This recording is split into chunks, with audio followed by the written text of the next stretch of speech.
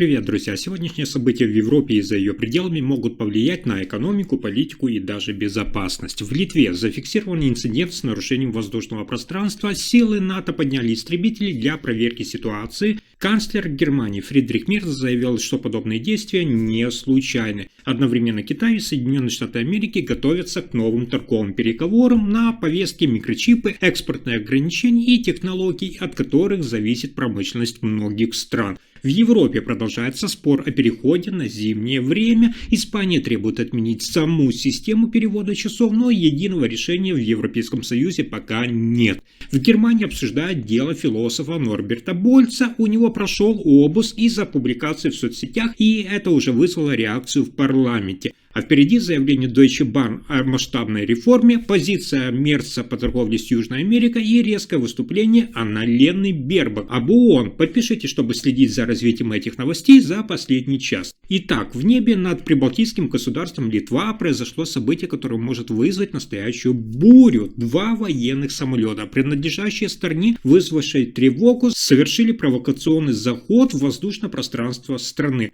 На этот инцидент оперативно ответили силы НАТО. Испанская эскадрилья Еврофайтер выполнила контрольный вылет для оценки обстановки и обеспечения безопасности. За этим событием стоит не просто ошибка в навигации, а, как уверяет канцлер Германии Фридрих Мерц, целенаправленное действие. Он отметил, что подобные действия уже не случайны и требуют взвешенного ответа. Для Литвы и всего северо-восточного фланга НАТО этот инцидент стал сигналом. Регион остается зоной повышенной активности, где вопросы безопасности требуют особого внимания. Мерц подчеркивает, что Германия и ее партнеры не могут оставаться в стороне. Необходимо усилить воздушный контроль, повысить готовность сил и укрепить коалицию союзников для сдерживания подобных действий. Событие, которое на первый взгляд может показаться эпизодическим, на самом деле укладывается в более широкий геополитический контекст. Борьба за влияние, демонстрация силы и проверка стратегической устойчивости. И сейчас Литва – это лишь один из эпизодов этого геополитического противостояния. И это только начало. Китай выразил свою уверенность перед предстоящими торговыми переговорами с Соединенными Штатами. По заявлению министра торговли Ван Вентао, диалог между Пекином и Вашингтоном остается единственным правильным путем для решения накопившихся экономических разногласий. Переговоры должны пройти в столице Малайзии, Куала-Лумпуре. На повестке дня вопросы доступа к технологиям, экспортные ограничения и поставок редкоземельных металлов, которые имеют стратегическое значение, кстати, для обеих сторон. Вашингтон намерен обсудить китайские меры по контролю за экспортом, а Пекин, в свою очередь, требует снять барьер на поставку передовых микрочипов и оборудования. Китайская сторона заявляет, что настроена конструктивно, однако не готова идти на уступки, которые могли бы поставить под угрозу национальные интересы ее страны. Эксперты отмечают, что исход переговоров может повлиять на весь мировой рынок и определить баланс сил в мировой торговле на ближайшие годы. А теперь внимание, дальше начинается самое важное. В ночь на воскресенье весь Европейский Союз вновь наслаждается дополнительным часом сна и вместе с тем напоминает себе о старой доброй традиции – переход на зимнее время. В Германии и большинстве соседних стран стрелки часов будут переведены с 3 часов на 2 часа, официально начнется так называемое зимнее время. Для тех, кто ведет точный учет времени, например, железной дороги или научные те же лаборатории, существуют дополнительные нюансы. Первая часовая метка называется 2А, вторая 2Б. За всем этим, пожалуй, скрывается куда больше вопрос: зачем все это нам? Несмотря на многочисленные опросы, критику и растущую дискуссию, система еще все-таки действует. Особое внимание в этот раз вновь привлекла Испания. Ее премьер-министр Педро Санчес прямо заявил, что не видит смысла в смене времени и намерен добиться ее отмены на уровне всего Европейского Союза. Но пока ни единой европейской стране не удалось добиться окончательного соглашения на уровне ЕС. И поэтому в эту ночь вся Европа просто вращает стрелки назад и готовится к темным утрам и легкому теплу на час больше.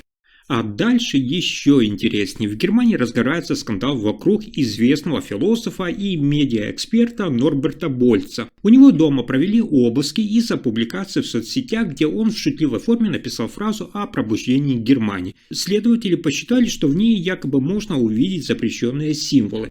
Сообщение о публикации поступило через интернет-службу, которая передает подобные жалобы в Федеральное ведомство криминальной полиции. После этого против Больца возбудили дело. Формально по статье об использовании символики запрещенных организаций. Но общественность восприняла этот обыск как явное преувеличение.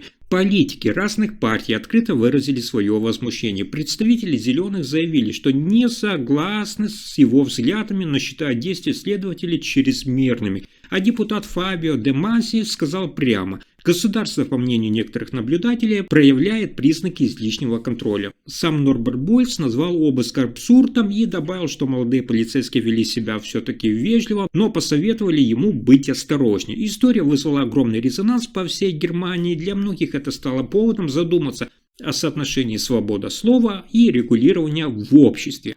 Тем временем разворачивается новая интрига. В ночь на пятницу 24 октября 2025 года президент Соединенных Штатов Америки Дональд Трамп объявил об окончании прекращения всех торговых переговоров с Канадой. Причиной стал рекламный ролик, выпущенный правительством канадской провинции Онтарио, в котором использовались фрагменты речи Рональда Рейгана, критикующего тарифы. Трамп назвал этот ролик фальшивым и мошенническим, утверждая, что он был создан с целью повлиять на американские суды, которые в настоящее время рассматривают законность его тарифной политики. Особенно остро стоит вопрос 50% пошлины на канадский алюминий, введенный Трампом ранее. Речь Рейгана, использованная в рекламе, была произнесена в 1987 году и посвящена критике протекционизма. Однако в контексте нынешней политической ситуации в Соединенных Штатах Америки она была воспринята как вмешательство в правовую систему страны. В ответ на действия Канады Трамп заявил, что все торговые переговоры с Канадой немедленно прекращаются. Он подчеркнул, что такие действия являются грубым поведением и недопустимым. Это решение может заметно повлиять на двухсторонние отношения между Соединенными Штатами Америки и Канадой, особенно в контексте предстоящего пересмотра соглашений о США, Мексике и Канаде, запланировано на 2026 год. Премьер-министр Канады Марк Карни ранее заявил о намерении диверсифицировать экспортные направления страны, чтобы снизить зависимость от Соединенных Штатов Америки. Такой шаг Трампа может еще больше осложнить и без того напряженные торговые отношения между двумя странами. В ближайшие дни ожидаются дополнительные комментарии и реакции со стороны канадских властей и международного сообщества. Но на этом сюрпризы дня не заканчиваются. В Германии разгорается скандал вокруг железнодорожного концерна Deutsche Bahn. Новая руководительница компании Эвелина Пала заявила о намерении сократить значительное количество рабочих мест, особенно в руководящих структурах. По ее словам, это невозможно иначе. Пала подчеркнула, что компания нуждается в перезагрузке и что 2026 год станет годом реформ. Она пообещала представить подробный план изменений в начале декабря. Это заявление сделано после отставки предыдущего главы Deutsche Bahn Рихарда Люца, который ушел в сентябре. Его уход был вызван именно растущими проблемами компании, включая задержки поездов, финансовые убытки и критику со стороны пассажиров и политиков. Пала, ранее занимавшая пост вице-президента в Федеральном ведомстве по транспорту, теперь намерена кардинально изменить всю структуру компании. Она заявила, что необходимо пересмотреть весь бизнес и что все уровни управления должны быть подвергнуты критическому анализу. Предполагается, что в рамках реформы будет сокращено значительное количество именно высокопоставленных должностей, что вызвало обеспокоенность среди сотрудников и профсоюзов. Ожидается, что подробности этого плана будут представлены, как я сказал, в начале декабря.